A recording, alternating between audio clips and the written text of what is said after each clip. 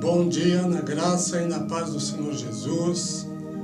Desejo a todos os meus irmãos e amigos um restante dia abençoado, que a palavra do Senhor fale aos seus corações. Estou aqui com mais uma palavra para transmitir ao seu coração, uma palavra atual, uma palavra prática, para que todos nós possamos entender e fazer a vontade de Deus, especialmente nós que pertencemos a uma igreja, fazemos parte de um rebanho, de um povo. Precisamos entender a palavra de Deus. O meu assunto nesta hora é como uma igreja local cresce. Quero falar sobre o crescimento de uma igreja. É muito importante isso, porque a igreja ela existe para crescer. Quando Jesus estava terminando seu ministério terreno, ele encarregou os seus discípulos de pregar o Evangelho e fazer outros discípulos, batizando, ensinando, e assim elevando o número de pessoas salvas na igreja. Eu quero dizer que eu já participei de muitos cursos e seminários sobre crescimento de igreja. Todos com seu valor, muito bons.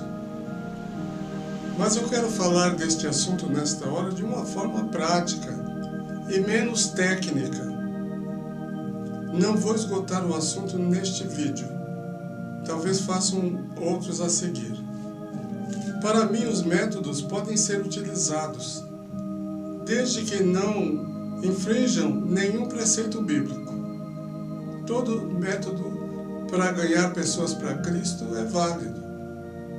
Só não pode ir contra a palavra de Deus. Não podemos aplicar em todos os métodos esta expressão: os fins justificam os meios. Nem sempre é assim.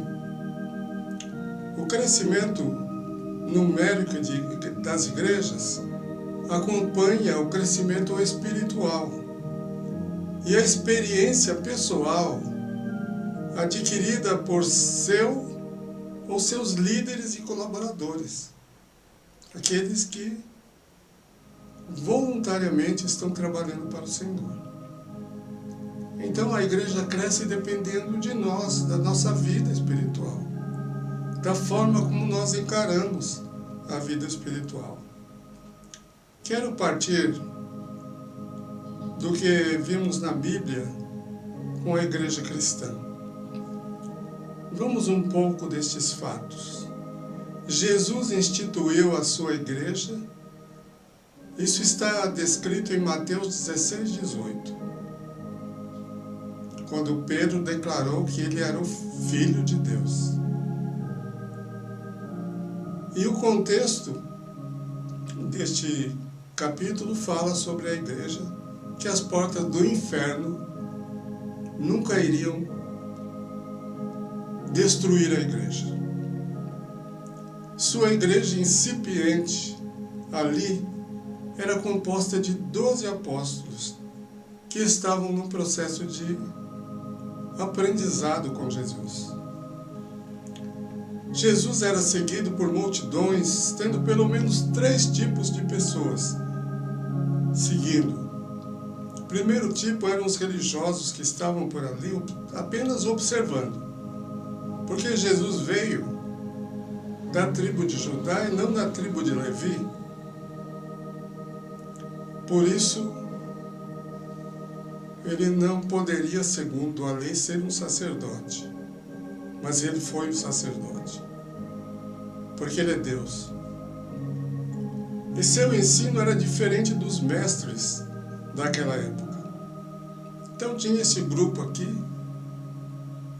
escribas, fariseus, saduceus, religiosos, só para observar, para espiar Jesus. e tentar descobrir algum erro nele. Mas tinha também um outro grupo que existe em todo lugar. Eram os curiosos.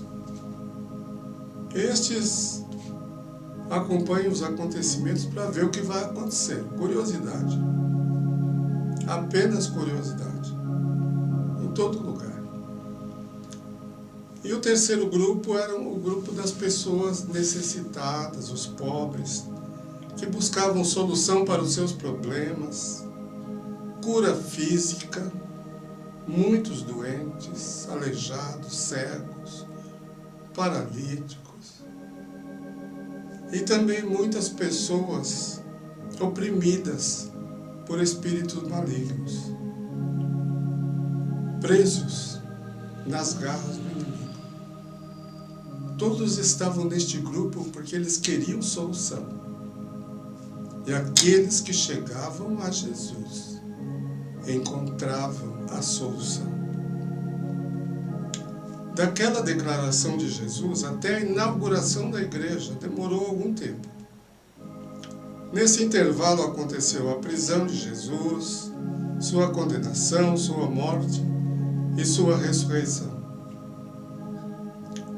Depois da ressurreição, Jesus ficou aqui na terra ainda 40 dias. Veja o que ele falou. Jesus pediu aos seus discípulos para pregar o Evangelho a toda criatura. Mateus 28, Marcos 16. Só que quando Jesus estava para subir ao céu, ele deu uma ordem. Em Lucas 24, 49, ele disse: permanecei na cidade até que do alto sejais revestidos de poder. Esse poder viria a eles com a descida do Espírito Santo, que era uma promessa do Pai, já anunciada em Joel, capítulo 2, verso 28. Eles ainda ouviram esta recomendação mais uma vez, em Atos 1:8. Vocês serão minhas testemunhas ao descer sobre vós o Espírito Santo. Daí vocês vão começar a pregar em Jerusalém, Judéia, Samaria e até o fim do mundo. Mais de 500 pessoas ouviram e viram Jesus subir para o céu. Mas depois que Jesus foi para o céu, muita gente foi para casa. Somente umas 120 pessoas daquele grupo foi para Jerusalém e entrou no cenáculo ali em Jerusalém e ficaram ali orando, tomando algumas decisões. Entre estas decisões, a decisão de substituir Judas, que havia se suicidado por ter traído Jesus. Eles escolheram Matias, aí completou o grupo dos 12. Chega o dia de Pentecostes, Atos 2, de 1 a 4. Aqui nós temos a descida do Espírito Santo, fazendo com que todas as pessoas que estavam no cenáculo ficassem cheias do Espírito Santo, cheias de poder, de coragem, e se manifestaram ali falando em línguas estrangeiras.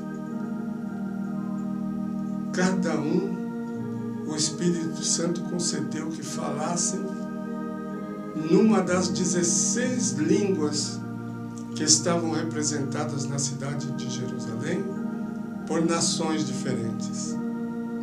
Isso chamou a atenção da cidade e Pedro se levantou para explicar o acontecimento. Pedro falou, anunciou, pregou, e no final da sua fala, o povo fez uma pergunta para Pedro. O povo judeu que ouviu aquela palavra de Pedro, eles ficaram tocados, emocionados. Veja o que diz a Bíblia. Atos 2, 37 e mais alguns versículos. E ouvindo eles isto é a palavra de Pedro,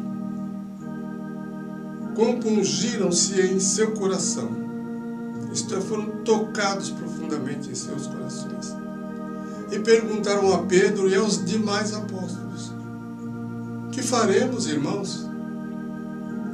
Pedro então lhes respondeu: arrependei-vos, e cada um de vós seja batizado em nome de Jesus Cristo, para a remissão dos vossos pecados, e recebereis o dom do Espírito Santo. Porque a promessa é para vós, vossos filhos, e a todos os que estão longe, e a quantos o Senhor, nosso Deus, chamar.